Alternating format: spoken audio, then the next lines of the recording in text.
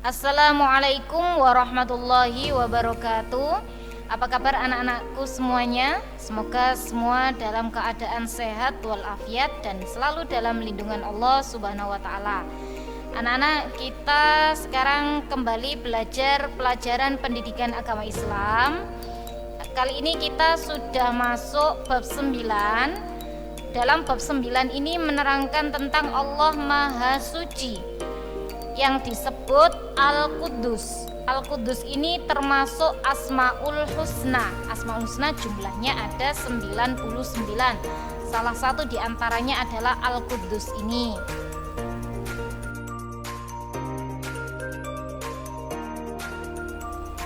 Allah Maha Suci. Allah Maha Sempurna. Jadi maksudnya dari Allah Maha Suci ini adalah Allah itu Maha Sempurna, tidak memiliki kekurangan seperti yang ada pada manusia. Kalau manusia itu banyak sekali kekurangannya, sedangkan Allah itu Maha Sempurna. Jadi tidak ada manusia yang sempurna, kecuali Allah lah yang Maha Sempurna, tidak punya kekurangan sedikit pun. Beliau sempurna. Allah tidak mungkin memiliki sifat kurang dan salah, tidak seperti manusia yang selalu berbuat kesalahan. Kalau manusia itu pasti tidak luput dari yang namanya berbuat salah. Oleh karena itu anak-anak, manusia wajib beriman kepada Allah yang Maha Suci atau Al-Quddus dengan cara bagaimana? Dengan cara yang pertama adalah beribadah. Beribadah di sini maksudnya maknanya sangat luas. Bisa sholat 5 waktu, puasa, zakat, sedekah, berbakti kepada kedua orang tua, menghormati guru, berbuat baik kepada teman dan lain sebagainya. Itu termasuk ibadah. Yang kedua adalah mengucapkan tasbih. Tasbih itu bunyinya bagaimana? Subhanallah. Subhanallah itu disebut kalimat tasbih, artinya Maha Suci Allah.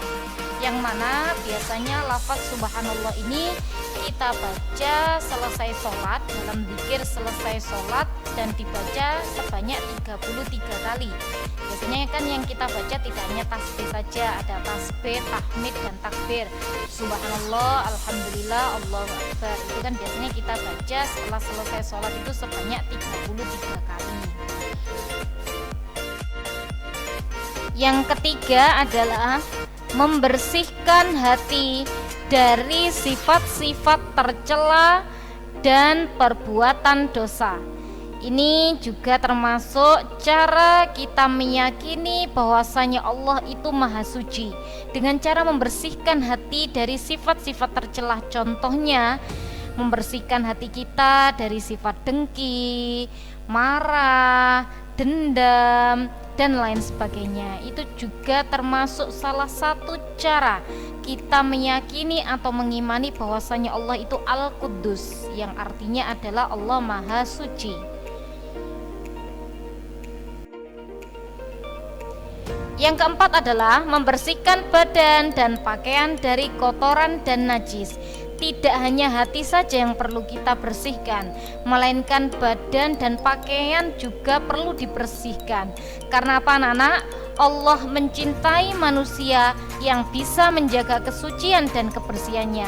Bahkan disebutkan dalam Al-Quran yang bunyinya, Innallaha yuhibbut tawwabin wa yuhibbul mutatahhirin, yang artinya sesungguhnya Allah itu mencintai orang-orang yang bertaubat dan mencintai orang-orang yang bersuci, yang mau menjaga kesuciannya. Ya, itulah anak-anak ya, tidak hanya hati yang perlu kita bersihkan, melainkan badan dan pakaian kita juga perlu bersih juga. Allah itu menyukai keindahan, menyukai kebersihan, dan menyukai kesucian. Maka dari itu kita sebagai hamba Allah yang baik harus bisa menerapkan dalam kehidupan sehari-hari.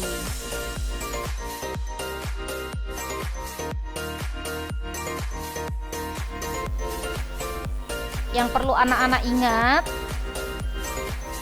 perbedaan kesempurnaan Allah dengan kesempurnaan manusia Kalau kesempurnaan dan kemampuan Allah itu tidak terbatas, sedangkan kesempurnaan dan kemampuan manusia itu terbatas. Tidak ada manusia yang sempurna. Sepintar-pintarnya manusia, sepandai-pandainya manusia, pasti tetap punya kelemahan. Contohnya di sini misalnya di Indonesia ada orang yang pintar, ada orang yang terkenal pandai dalam segala bidang, pandai matematika, pandai bahasa Indonesia, pandai pelajaran yang lain-lain, dalam mata pelajaran semuanya dia pandai, tapi pasti dia punya titik kelemahan. Misalnya dia pandai dalam pelajaran tapi tidak bisa memasak, kan berarti pasti ada kelemahannya. Tetapi dia tidak bisa berenang, tidak punya kepandaian dalam berenang, tidak punya kepandaian dalam menggambar. Tapi untuk masalah ilmu pengetahuan dia pandai. Lah pasti manusia itu punya titik kelemahan. Sama dengan misalnya presiden orang yang bisa memimpin Indonesia. Bukan berarti nanti ketika pindah di negara lain bisa memimpin negara lain, bisanya hanya negara Indonesia. Lah pasti punya titik kelemahan, berbeda dengan Allah. Kalau Allah itu kemampuannya tidak terbatas, kesempurnaannya tidak terbatas, sedangkan kemampuan dan kesempurnaan manusia itu terbatas. Contohnya juga anak-anak ya, manusia tidak bisa melihat di tempat gelap, manusia juga tidak bisa menyelam seperti ikan. Kalau Allah, kita bersembunyi dimanapun, bahkan di tempat gelap pun, bahkan di tempat yang manusia tidak ada yang mengetahuinya sama sekali, Allah pun mengetahui. Allah pasti mengetahui. Sedangkan kalau kita manusia hanya di tempat gelap saja kita sudah tidak bisa melihat. Itulah keterbatasan manusia. Baik anak-anak, ini hikmah yang dapat kita ambil dalam meyakini bahwasanya Allah itu Al-Quddus atau Maha Suci. Yang pertama adalah menerima ketetapan Allah dengan hati ikhlas tanpa berprasangka buruk. Itulah hikmahnya kalau kita meyakini Allah itu Maha Suci. Siap menerima kekurangan dan ketidaksempurnaan diri, berarti maksudnya kita tidak sombong. Menerima kekurangan orang lain, itulah hikmahnya yang dapat kita ambil dari meyakini Allah Al-Quddus atau Allah Maha Suci. Tugasnya untuk anak-anak yang perlu dikerjakan supaya anak-anak tambah lebih paham, tambah lebih menguasai, meyakini kalau Allah itu Al-Quddus atau Maha Suci. Ini ada tugas 1-10, silakan ditulis di buku tulis agama beserta soalnya, kemudian dijawab. Nomor 1 soalnya adalah, samakah sifat Allah dengan sifat manusia? Tadi sudah saya jelaskan ya. Yang kedua, berikan contoh satu kelemahan manusia. Apa yang menurut anak-anak satu contoh kelemahan manusia? Apa arti subhanallah? Nomor 4, sebutkan cara mensucikan badan selain dengan mandi. Allah Maha Suci adalah arti dari 6, memahasucikan Allah dengan mengucapkan kalimat. 7, Allah berfirman, aku sesuai prasangka siapa. Jadi maksudnya nomor 7 ini saya kasih kata kunci. Jadi Allah itu sesuai dengan prasangka kita manusia.